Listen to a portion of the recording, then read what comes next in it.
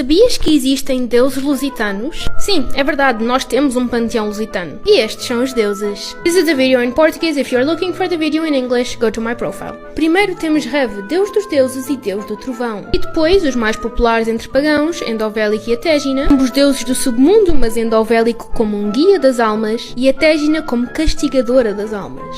E rainha do submundo e das maldições. Endovélico também é um deus da vegetação e Atégina também é uma deusa da primavera. Depois temos Nábia, padroeira de Portugal e deusa das águas. Trebaruna, a deusa da casa e para alguns pagãos da guerra. Druzuna, a deusa do druidismo. Bandua, a divindade da fertilidade e comunidade. Puangeio, o deus dos cães e animais. Ilurbeda, a deusa das minas e caminhos. Cosos, o deus dos soldados. Arentio e Arentia, os deuses da estratégia de guerra. Erno, o deus do ar e do inverno. Qual destes deuses te chamou mais o interesse? Deuses lusitanos, parte 1. Um pouco de história. Decidi começar esta série por história por haverem imensos comentários a chamar aos deuses lusitanos de portugueses e a dizer que os lusitanos são nossos ancestrais. Esta ideia está errada. Não podemos chamar aos lusitanos de portugueses pelo simples facto que Portugal ainda não existia. E chamá-los de nossos ancestrais é ignorar toda a história que veio a seguir. Desculpem a desilusão, meus amores, mas o sangue lusitano já há muito que se foi. Quero também esclarecer que aqui vamos falar dos lusitanos pré-invasão romana. A única coisa que temos em comum com os lusitanos é o local, que mesmo assim é só centro e norte de Portugal. No entanto, o local, a terra, é algo super importante na mitologia céltica e lusitana. Nestas mitologias, o divino estava sempre ligado a um local. Por isso, os deuses lusitanos não são os nossos deuses. Mas nós agora somos o seu povo, porque estamos na sua terra. Deuses lusitanos, parte 2. Fontes e referências. Obviamente que eu não estou a fazer esta série com informação retirada do ar, por isso deixo aqui as fontes que estou a utilizar para vocês próprios fazerem a vossa pesquisa. Primeiro temos o livro Religiões da Lusitânia, de José Leite de Vasconcelos. Este é o melhor livro que nós temos, que compila tudo aquilo que nós sabemos sobre a mitologia lusitana. Que não é assim tanto quanto isso, já agora. Podem encontrá-lo em qualquer biblioteca. Depois temos o livro Deuses e Rituais Iniciáticos da Antiga Lusitânia, de Gilberto de Lascaris. Este livro tem uma perspectiva mais pagã, pelo que recomendo a leitura mais às pessoas que quiserem venerar estes deuses. Depois temos o blog O Moledro. Este blog é de um professor historiador, basicamente informação sobre todos os deuses e está aberto ao público, portanto, vão ler. Finalmente, estou também a consultar o site da Assembleia da Tradição Druídica Lusitana, que é bom se quiserem uma compilação mais pequena sobre cada deus. Os vídeos também vão ter algumas deduções minhas. Deuses Lusitanos, parte 3. O deus Endovélico. Endovélico é dos deuses lusitanos sobre o qual mais sabemos. Teoriza-se que era o deus principal do panteão lusitano. Era considerado tanto um deus da vida como da morte. A sua função, ao contrário de muitos outros deuses do submundo, não era castigar, mas sim guiar. É um deus da cura, da proteção, da profecia, da terra, da vegetação e da vida depois da morte. O símbolo de Endovélico que mais conhecemos é o javali, pois figuras de javalis eram utilizadas para o representar. Outros símbolos deste deus são a folha de palmeira, o jarro, especialmente com vinho, as folhas de louro, as montanhas e os eclipses solares. Ainda existe um templo em Endovélico no Alentejo. Possíveis ofrendas são vinho, plantas, louro, figuras de javali, mas principalmente guiar e cuidar dos outros. Endovélico também era possivelmente amante da deusa Atégina, a nossa próxima deusa. Os Lusitanos, parte 4. A deusa Atégina. Atégina é a deusa-mãe do panteão lusitano. Em algumas interpretações, é casada com Endovélico. É uma deusa da primavera e rainha do submundo, pelo que também tem uma dualidade de vida e morte. No entanto, é bastante provável que ela tenha sido venerada mais como rainha do submundo e que o seu aspecto primaveril só tenha vindo mais tarde com os romanos. Era chamada principalmente para curar e para amaldiçoar. É bem possível que seja ela a castigadora no submundo. É uma deusa da primavera, da natureza, da fertilidade, da vingança, da morte e do amor. Só conhecemos 2 símbolos dela: bovídeos, especialmente cabras, e a árvore de cipreste. Existem santuários à Atégina em Elvas. Boas ofrendas para esta deusa são flores, figuras de cabras ou pratos com cabrito, ramos de cipreste e, acima de tudo, ser sempre justo e ter respeito para com a natureza. Se quiserem saber mais sobre esta deusa, vão aos comentários. Deuses Lusitanos, parte 5. A deusa Trebaruna. O nome Trebaruna significa o segredo da casa. Trebaruna era exatamente isso. Uma deusa da casa, do lar, representa a chama da lareira a arder que mantém a família toda quente. No entanto, Trebaruna também tem uma vertente guerreira. Isto porque era uma protetora da casa. Não uma protetora passiva, mas sim uma deusa que lutava pelo lar da sua gente. Por ser uma deusa da casa, era muito provavelmente venerada em privado, na casa de cada um. E por isso só sabemos de 2 templos a ela. Um deles é em Idenha a Velha. Trebaruna é a deusa da casa, da família, da guerra, da proteção, da vitória e da sorte. Os seus símbolos são o lobo, a ovelha e a alfazema. Boas ofrendas para esta deusa são qualquer representação destes elementos, passar tempo em família e cuidar bem do teu lar. Vão ao meu blog se quiserem saber mais sobre Trebaruna.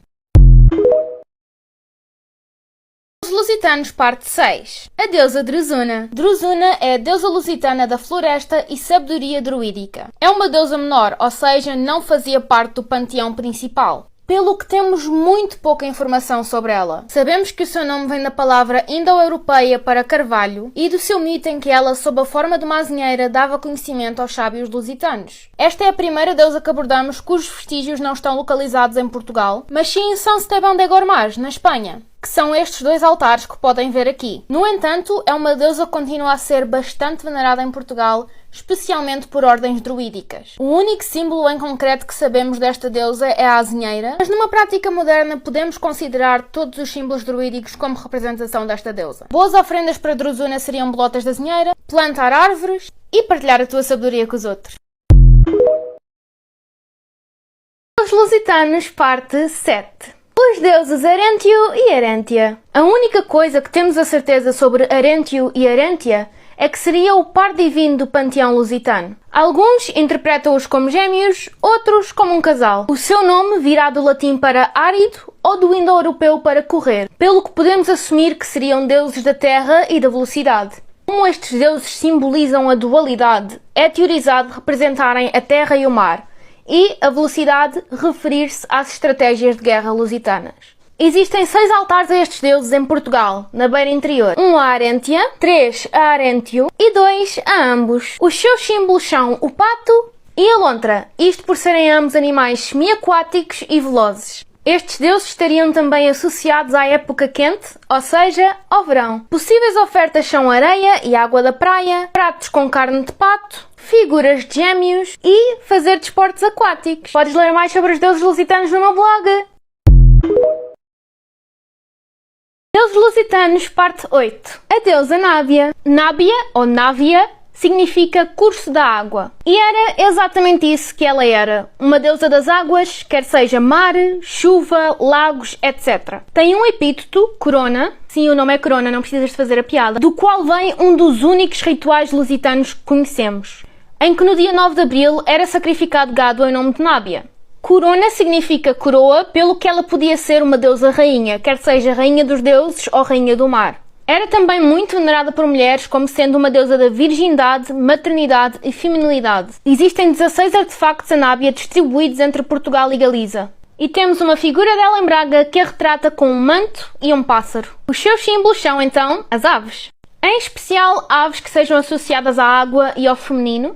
Um ótimo exemplo é a garça real. Nábia é ainda considerada por neopagãos a deusa padroeira de Portugal. Possíveis ofertas são água, especialmente águas espirituais, conchas, figuras de aves e atos de amor familiar. O seu consorte seria Corones, mais conhecido como Quangueio, do qual vamos falar no próximo vídeo. Deuses lusitanos, parte 9. O deus Quangeio.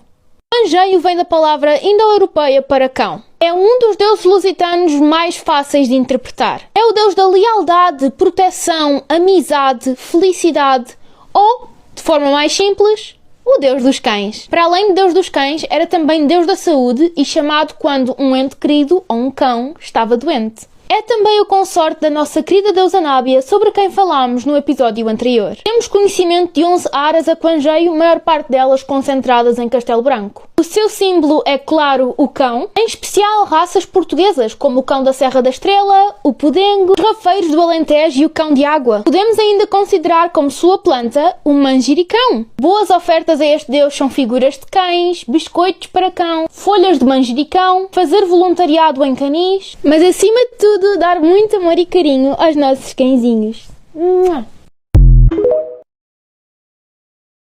lusitanos, parte 10. A deusa Ilurbeda. Ilurbeda é uma deusa misteriosa. É a deusa da escuridão, dos caminhos e, o mais importante, a deusa das minas. Existem 9 altares a esta deusa na Península Ibérica, 3 deles em Portugal. A maior parte dos seus altares são localizados em zonas mineiras, pelo que esta deusa era provavelmente chamada para proteger os mineiros no seu trabalho, ou para garantir a abundância de minérios. E é exatamente por ser uma deusa cultuada por uma profissão específica que não sabemos muito sobre ela, mas podemos levar a sua associação com grutas, caminhos e minérios de forma simbólica e considerá-la uma deusa guia do subconsciente e da abundância. O símbolo mais óbvio que temos para ela é o morcego que habita as grutas, mas também podemos considerar alguns insetos como aranhas e animais negros em geral para simbolizar o carvão. Boas ofrendas a esta deusa seria qualquer pedra ou metal que seja minerado, figuras de morcegos ou animais negros, mostrar o teu apoio para com zonas mineiras em Portugal e estar em contacto com o teu subconsciente. No próximo vídeo vamos falar do deus Cosos.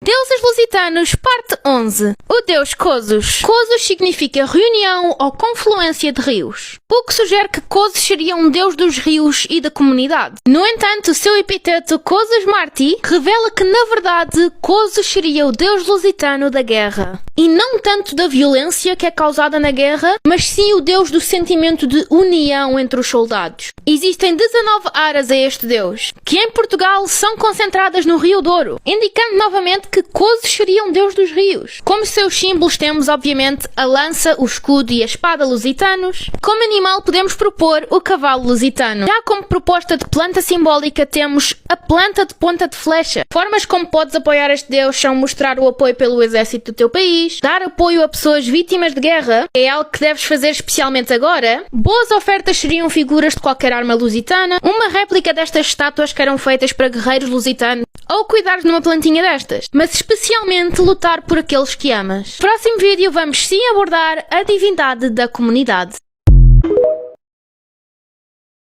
Deuses lusitanos, parte 12. A divindade Bandua. Provavelmente notaste que eu disse divindade e não deus ou deusa. Isto porque, apesar de Bandua ser dos deuses com mais aras, é também dos deuses lusitanos com mais variações, com vários nomes como Bandia, Bande, Bandonga, etc. E dependendo da zona, às vezes era mencionado como um deus, outras vezes como uma deusa. Aquilo que sabemos é que Bandua era uma divindade da comunidade. A sua função principal era proteger os castros e trazer prosperidade a todas as comunidades lusitanas. Na modernidade, podemos interpretar isto como Bandua sendo defensora de qualquer comunidade que seja unida. Isto pode-se aplicar tanto a um país como a comunidades mais pequenas. Existem, no total, 42 aras de todas as variações de Bandua, espalhadas pela zona norte e centro de Portugal. Os seus símbolos principais seriam a coroa, a cornucópia e a pátera, que é um prato para utilização ritualística. É num prato destes onde temos uma potencial imagem de Bandua. Já em símbolos para representar a proteção em comunidade, temos o boi e o vitelo. Boas ofertas a esta divindade são então figuras de bois, coroas ou joalharia, fruta e vegetais, ou até um pratinho com água. Mas, sobretudo, ajudar as comunidades no teu país e ser altruísta para com os outros. No próximo vídeo vamos falar do nosso penúltimo deus, Aernos.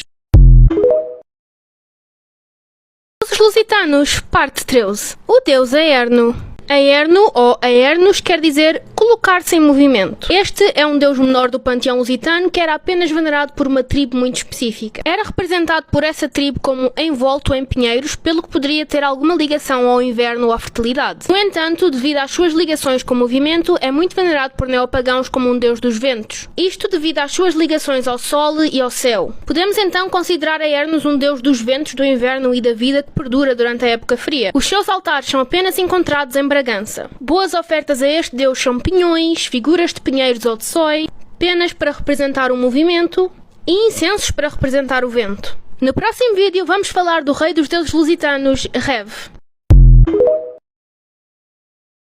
Deuses lusitanos, parte 14. O deus Rev. Provavelmente já me ouviste a teorizar em vídeos anteriores que Deus seria o rei dos lusitanos. Rev é aquele que tinha mais probabilidade de ser. O seu nome veio da palavra Deus, ainda europeu, tal como Júpiter e Zeus. Para além disto, é também um deus atmosférico, que controla o tempo. O seu domínio principal seriam as montanhas e os céus. E imagens dele retratam-no com um martelo gigante. Por ter tantas semelhanças a deuses reis de outras mitologias, Rev é considerado por muitos neopagãos como o derradeiro rei dos lusitanos. Este deus dos céus tem 13 aras, maior parte concentrada em Castelo Branco. O seu símbolo principal é o martelo, o carvalho, que é associado a muitos deuses do tempo, e a águia ibérica, que é associada a poder e ao céu. Boas ofertas a este deus são figuras de martelo, existe imensa bijutaria nórdica feita com martelos que podem reutilizar, just saying, folhas das árvores, penas, velas brancas e incenso, mas acima de tudo, apreciar o tempo por aquilo que é, esteja chuvoso ou esteja sol.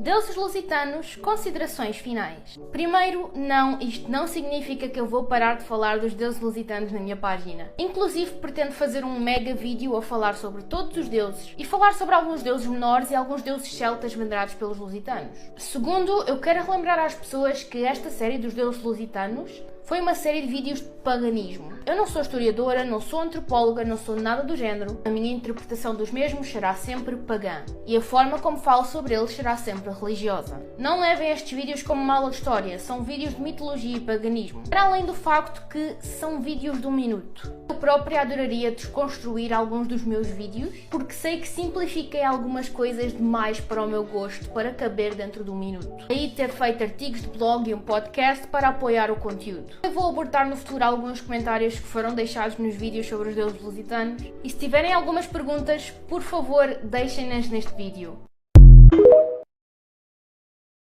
Que é o paganismo lusitano. Olá, eu sou a Rosa, host do podcast Pagã Lusitana. E apesar de já ter feito um episódio e um vídeo a explicar o que é paganismo, vejo ainda algumas pessoas confusas sobre o que é o paganismo lusitano. De forma simples, é o paganismo referente à mitologia lusitana. O paganismo lusitano também vem com uma perspectiva específica, no sentido em que é um paganismo muito mais focado nos ancestrais, no pós-vida, na ideia do guerreiro e das forças naturais. Existe ainda outro nível ao paganismo lusitano, é o associar o lusitano ao português, no sentido, os lusitanos são nossos ancestrais. Isso existem muitos pagãos lusitanos, como eu, que acabam por incluir a prática popular portuguesa no seu paganismo. Se tens mais alguma dúvida sobre o paganismo lusitano, deixa nos comentários. Existe algum deus lusitano que seja LGBT? Primeiro, disclaimer que nós não podemos utilizar termos sociais modernos quando estamos a falar de algo da antiguidade ou até da pré-história. Os lusitanos não tinham termos como gay, bi, lésbica, trans ou até homossexual. No entanto, nós podemos fazer uma reinterpretação moderna da história. Mesmo que estes termos não existissem na altura, não quer dizer que as histórias deste povo e, consequentemente, os seus deuses não podiam ter sido codificados para o ser.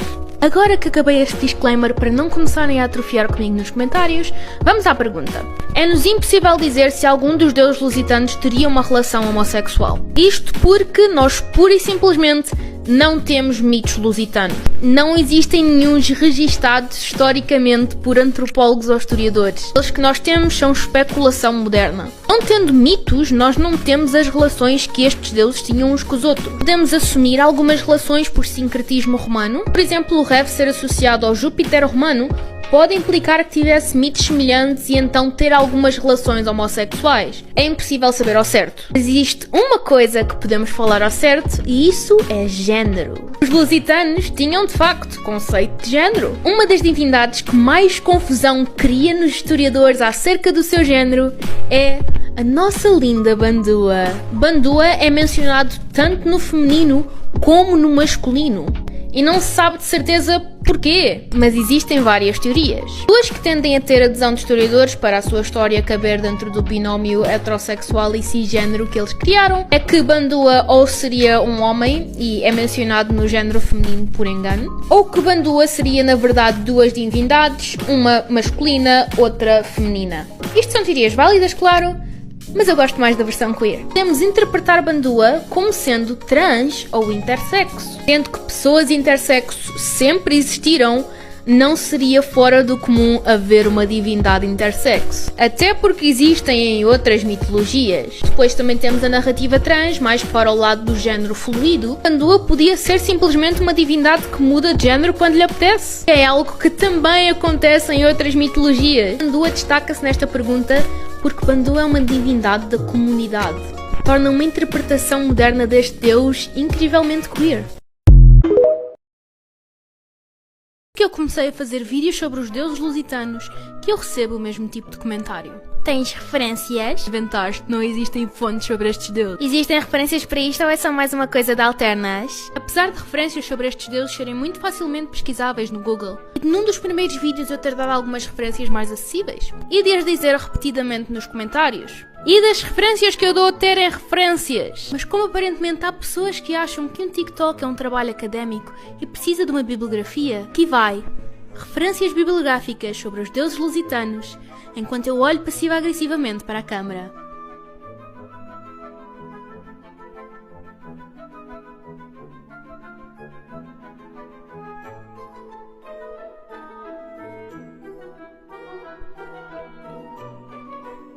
Ok, atitude colocada de lado, eu quero esclarecer que eu não tenho problema com pessoas a pedirem mais fontes sobre os deuses lusitanos e que tu deves 100% questionar todo o conteúdo informativo nas redes sociais e fazer uma verificação própria. Se não encontrares outras fontes que verifiquem o conteúdo, é absolutamente válido questionar o criador. Mas isso não é o que está a acontecer aqui. As pessoas que estão a deixar estes comentários estão a deixá-los no gozo. Estão a deixá-los porque não acham que alguém com o meu aspecto e personalidade possa ser uma fonte credível. Alguém que se vista de forma mais alternativa, que seja socialmente uma mulher, seja jovem. O ponto destes comentários é descredibilizar o conteúdo feito por alternas, como se pessoas que eles designam como alternas não pudessem ser académicos. O meu ponto é que estes comentários vêm de preconceito, não de pensamento crítico. Outro livro sobre os deuses lusitanos que tens de ler. 2 académicos, 2 pagãos. Todos os volumes de Religiões da Lusitânia de José Leite de Vasconcelos. Esta é uma das primeiras obras antropológicas que fala sobre estes deuses e é onde eu recomendo que toda a gente comece. Rituais Iniciáticos da Antiga Lusitânia de Gilberto Lascaris. Este é um dos únicos livros publicados, por agora, sobre a prática lusitana. Aviso que este livro tem imensas influências da Wicca e fala mais sobre Endovelica e Tégina. Os Deuses Foram Honrados, de Daniela Ferreira. Este é um ótimo livro para ler depois de Religiões da Lusitânia, mas é uma pesquisa e perspectiva mais recente. E finalmente, Mitos Lusitanos de Sérgio Franklin. Apesar de ser ficção, oferece uma mitologia especulativa sobre Endovelica, Tégina e Trebaruna. É super útil devido à falta de mitos registados lusitanos.